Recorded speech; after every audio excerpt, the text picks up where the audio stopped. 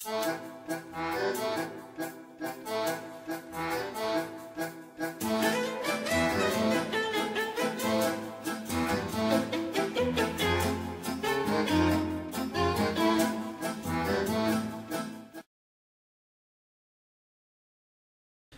YouTubers, I have recently purchased a bargain, so I thought I would do a quick little overview about this phone.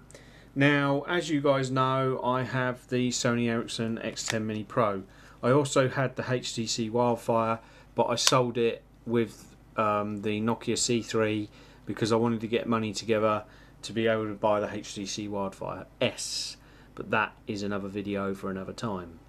Yes, well, our internet went down yesterday and I had to use this with my mobile internet, and it was a bit of a nightmare, to be honest, because the screen was just too small, and because it hasn't got double tap or the stretchy thing, it was a bit of a nightmare. So what I decided was I would have a look to see if there was a mobile phone which was relatively cheap that I could just use if I needed to go on the mobile internet again. Now, I had a look around, and because I'd sort of had a look before for cheapy phones, there were two that I had in mind. One was the T-Mobile Pulse Mini, and the other one was the T-Mobile Vibe E200. Now, I was researching on YouTube yesterday, and I came across StarDustPixieLou's channel, and she had got a Pulse Mini first, but then she had changed to the T-Mobile Vibe. So after seeing her videos, I thought to myself, well, the T-Mobile Vibe would probably fit all my criteria quite nicely.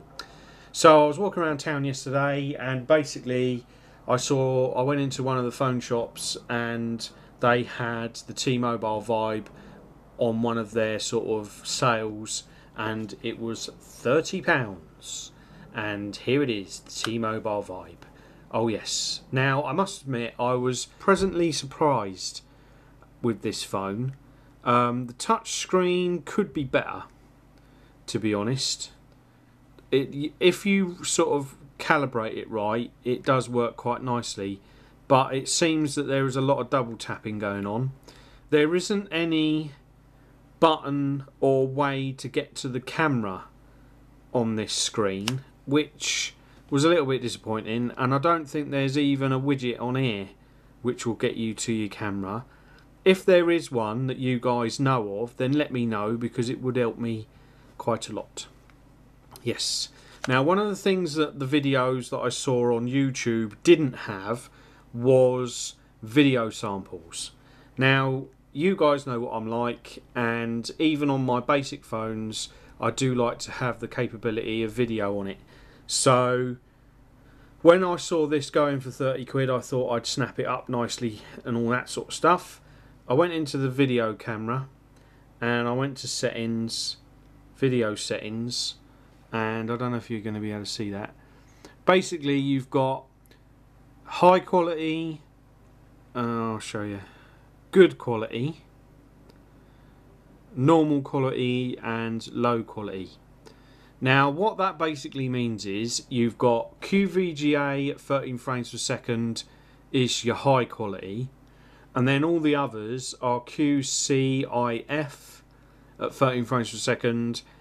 The good quality is the best for the QCIF. All the other qualities are a bit rubbish, to be honest.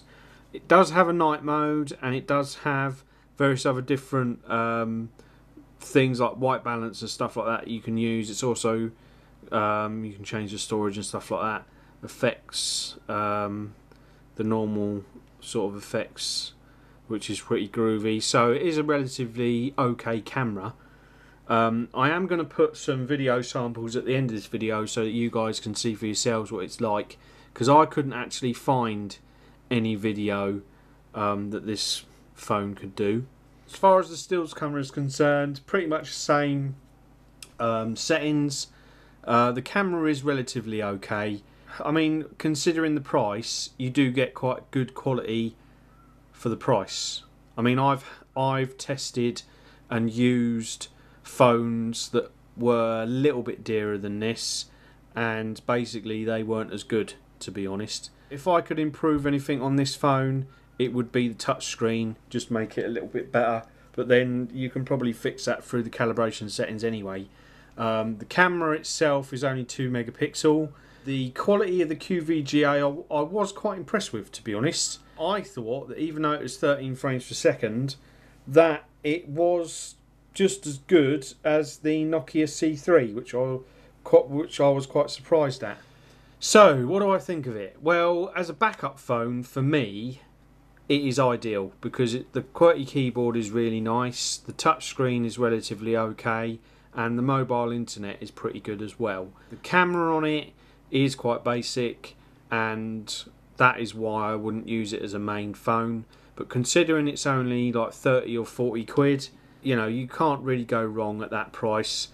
I think that they've packed in quite a lot at a very low budget.